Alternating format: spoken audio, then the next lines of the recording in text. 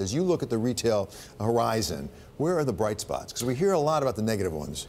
Well, I like customers in terms of deep value. Walmart's a name that we really like, just given the deep value, given the clear value proposition, giving investing in price.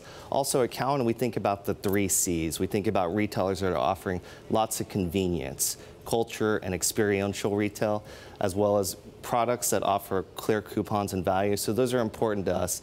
But the 3rd C is a lot about convenience culture as well as curation. Curation in terms of product, because a lot of these stores aren't the everything store like Amazon. Amazon's a big topic. We hear about Amazon all the time, all the time. Are there some parts of retailing that are more resistant to the Amazon effect, as it were? I mean, for example, home improvement, the Lowe's of this world, the Home Depots of this world, where it's a little harder, you know, to get the stuff if you don't get to go to their store and look at it. Yeah, I think that's a huge factor. We also like fitness, so what's really un-Amazonable has a lot to do with experiential and thinking about shipping. Amazonable? I was looking for the word, but now I know Amazonable. It's a hot topic. 80% of the United States shops at Amazon. So how do you redefine yourself in that context? How do you get people to your physical stores?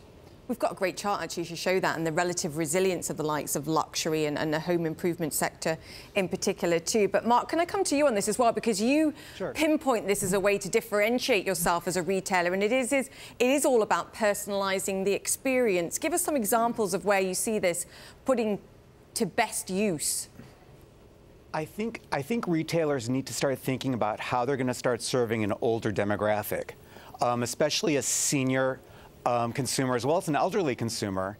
And these consumers are going to need personalization. And I've done a lot of research that shows that loneliness is a driver of consumption.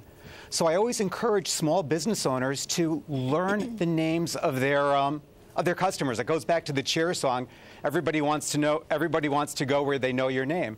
Personalization is going to be the key, especially among this older demographic. They're going to look for commercial friendships and for deep relationships with retailers. This all sounds really great until I look at the fact that Amazon's opening its experience centers as well to try and do exactly the same. Yeah, what I would say is, along the lines of personalization, what we're seeing in retail is this profound shift in man versus machine, thinking about personalization, thinking about data to really drive this intimate experience. Also, as the world gets digitized, people do yearn for the analog, and 70% of customers still like stores.